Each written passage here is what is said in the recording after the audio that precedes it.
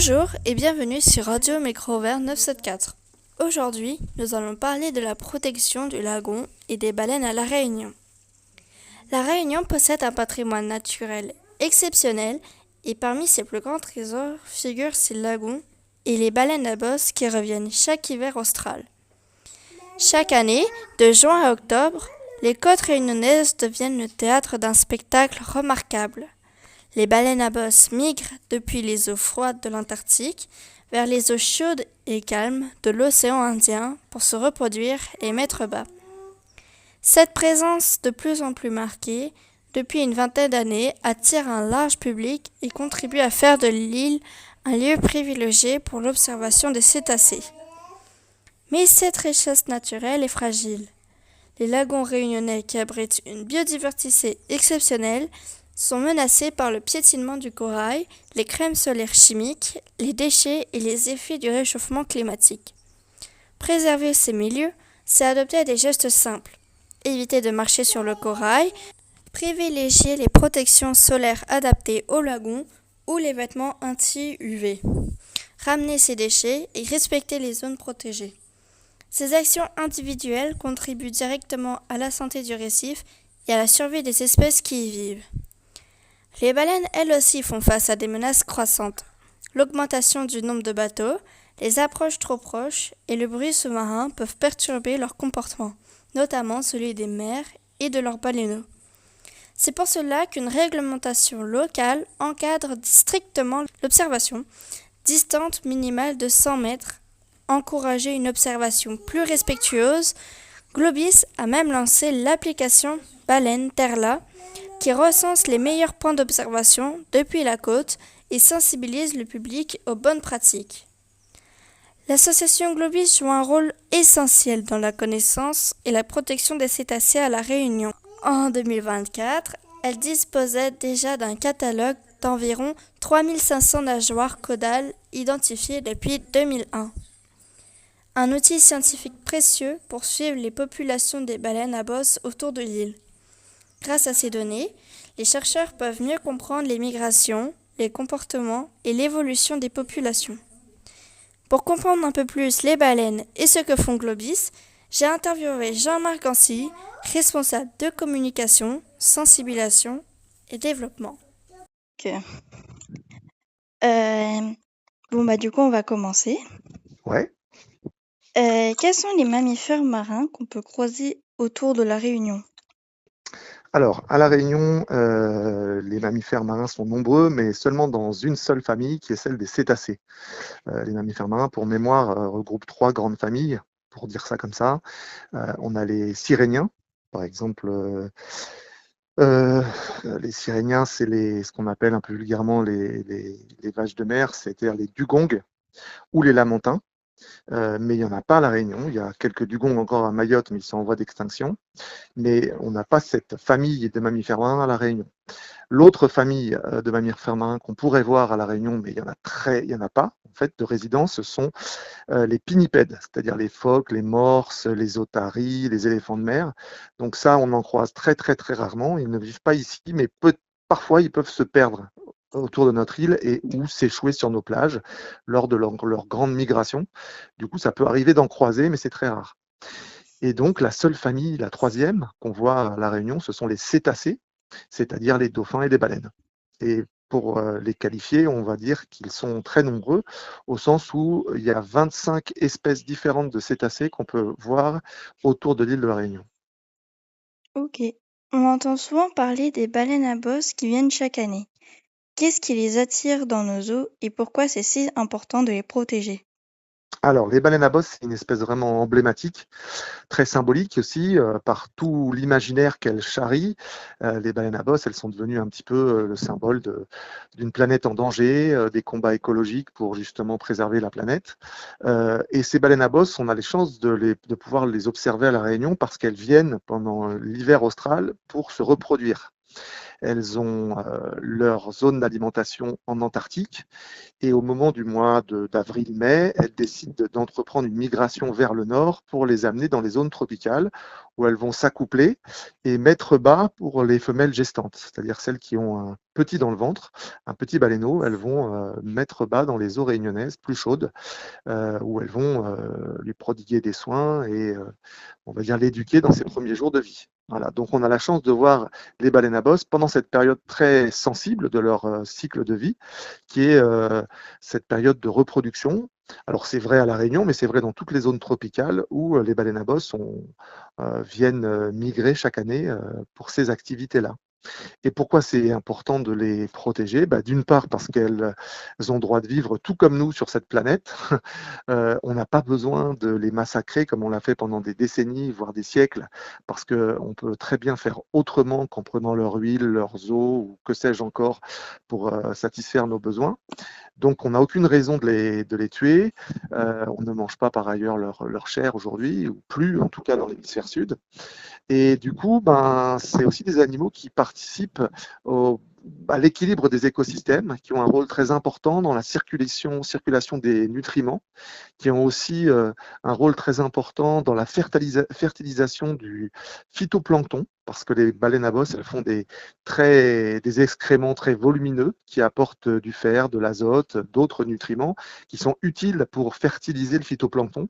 Phytoplancton, c'est le début de la chaîne alimentaire, c'est de toutes petites algues et de toutes petites plantes qui ont besoin de ces nutriments pour grandir et qui, par ailleurs, comme une forêt le ferait sur la Terre, vont capter le CO2. Donc c'est aussi très utile que le CO2 en excès dans l'atmosphère puisse être capté, séquestré par les océans, stocké dans l'eau, dans la mer. Et ça, les baleines, indirectement, y contribuent en contribuant à ce qu'il y ait beaucoup de phytoplancton grâce à leurs excréments. Donc voilà, donc elles nous rendent aussi ce service. Et puis dernière chose, elles ont tendance à minéraliser le CO2 dans leur squelette des baleines. Et lorsqu'elles vont mourir à la fin de leur vie, elles vont couler au fond sur le plancher sédimentaire. Et là, elles vont séquestrer ce CO2 minéralisé pendant des siècles, voire des millénaires. Et du coup, ça ne sera pas relargué dans l'atmosphère, ça ne contribuera pas au réchauffement climatique. Donc voilà, pour toutes ces raisons, on a vraiment intérêt. Puis je dirais la dernière et peut-être la plus importante à la limite, c'est que c'est tellement merveilleux de les voir et de pouvoir cohabiter avec elles autour de l'île que c'est une source de joie et d'émerveillement qui satisfait énormément de monde et ça a une valeur en soi aussi. Quelles sont aujourd'hui les plus grandes menaces pour les baleines? Alors, les plus grandes menaces pour les cétacés sont de plusieurs ordres. Alors, la plus grande menace, les siècles passés, c'était la chasse industrielle. C'est-à-dire qu'au 19e et au 20e siècle, on a massacré des millions de baleines pour prélever leur chair et puis surtout leur huile, qui servait à lubrifier les mécanismes industriels, qui servait comme carburant éventuellement, enfin, qui avait plein d'usages. On a aussi utilisé leurs os pour faire de l'engrais, enfin tout un tas de choses. Ça n'a plus cours aujourd'hui ou très marginalement dans l'hémisphère nord. En tout cas, dans l'hémisphère sud, il n'y a plus du tout de chasse industrielle ou de chasse tout court à la baleine. Donc ça, c'est une menace qui est derrière nous. Par contre, il y a des nouvelles menaces, la principale étant probablement le dérèglement climatique, puisqu'il va affecter les zones d'alimentation des baleines en faisant fondre la glace de mer qui se trouve en Antarctique et qui permet aux proies des baleines de se développer. Donc moins il y aura de glace, moins il y aura de proies, et donc les baleines auront des difficultés à s'alimenter à terme, potentiellement. Mais ce n'est pas la seule menace, il y a aussi toute une série d'autres menaces qui pèsent encore sur les cétacés.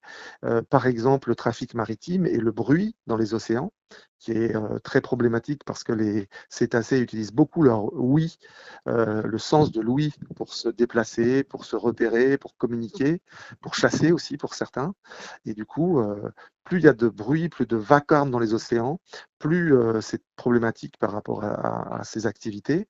Il y a aussi le trafic maritime, c'est-à-dire des circulations de bateaux, de très grands bateaux qui vont de plus en plus vite et ils peuvent percuter et tuer les cétacés sur leur passage. Ça arrive malheureusement souvent. Comme autre menace, on a aussi la pêche, mais pas la pêche intentionnelle de cétacés, la pêche accidentelle de cétacés. Là où pêchent les pêcheurs, il y a aussi parfois des cétacés en nombre, notamment là où il y a du thon, par exemple. Et les prises accidentelles dans les filets de pêche sont extraordinairement problématiques. C'est toujours la première cause de mortalité des cétacés dans le monde. C'est pas vrai à La Réunion parce que les filets ne sont pas utilisés autour de l'île, mais c'est vrai dans le monde entier. Et puis, il y a d'autres menaces comme les pollutions diverses, pollutions chimiques, pollutions plastiques, qui vont nuire à la qualité de l'habitat des cétacés, qui vont parfois provoquer des enchevêtrements ou des ingestions de corps étrangers qui vont être problématiques pour ces animaux. Et puis, je dirais que la menace la plus forte à La Réunion, à court terme, c'est le whale watching, c'est-à-dire l'observation touristique de ces animaux, puisque ils subissent une pression continuelle sur leur zone de reproduction pour les baleines à bosse ou tout au long de l'année pour les dauphins, du fait des activités d'observation des touristes et de ceux qui veulent nager avec ces animaux, puisque c'est encore autorisé à La Réunion, contrairement à beaucoup d'autres pays. Et du coup, ça crée une pression sur ces animaux qui les oblige à fuir ou à stopper leurs activités vitales. Donc ça, c'est vraiment un souci qu'on a très concrètement à La Réunion. Et puis, il y a encore d'autres problèmes. Je ne vais pas tous les énumérer parce que ça serait sans fin presque. Les activités humaines sont jamais très compatibles avec les besoins essentiels des animaux. Mais je dirais qu'il y a aussi le problème des constructions ou des activités industrielles comme, par exemple, le déploiement d'éoliennes ou des choses comme ça qu'on peut faire en mer ou qui détruisent des habitats et qui vont provoquer des problèmes pour ces animaux qui n'ont pas besoin de ça dans leurs écosystèmes. Quelles actions mène Globis pour sensibiliser le public et protéger ces animaux? Eh bien, on parle de tout ce que je viens de dire lors de plein d'occasions. On va dans les écoles, tous les niveaux sont, on va dire, ciblés, les maternelles, les écoles élémentaires, collèges, lycées. On fait aussi des conférences à l'université ou pour le grand public. Donc, on diffuse ces connaissances vers le plus grand nombre. Déjà, on apprend aux personnes à mieux connaître ces animaux, savoir les distinguer des poissons, à connaître leurs besoins vitaux, leurs facultés, leurs caractéristiques, à savoir les reconnaître. C'est déjà la première chose que de bien les connaître.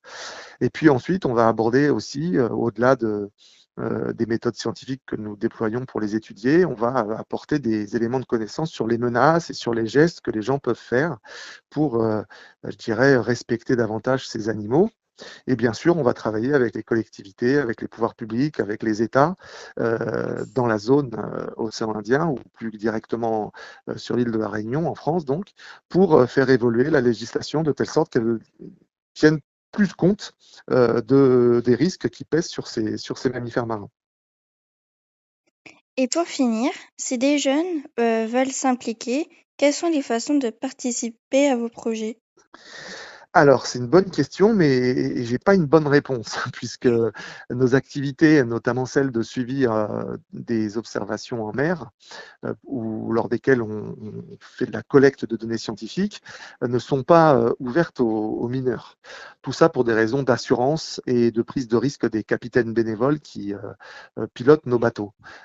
Donc, j'ai pas une réponse très, très sympa, c'est-à-dire qu'avant 18 ans, c'est très difficile de participer à nos activités. Toutefois, vous pouvez suivre nos réseaux sociaux sur Instagram, sur Facebook ou ailleurs, TikTok aussi de temps à autre pour pouvoir découvrir quelles sont nos activités, apprendre plein de choses sur les cétacés. C'est aussi possible de venir voir lors d'événements qu'on crée, comme par exemple la fête de la baleine tous les ans à Saint-Pierre cette année, ou alors des conférences qu'on peut faire pendant la saison baleine. Donc ça, c'est très possible de suivre tout ça et de s'y associer. Par contre, d'adhérer à l'association, c'est uniquement ouvert aux majeurs. Merci d'avoir répondu à mes questions. Enfin, protéger les lagons et les baleines de la Réunion, c'est préserver un héritage naturel unique au monde.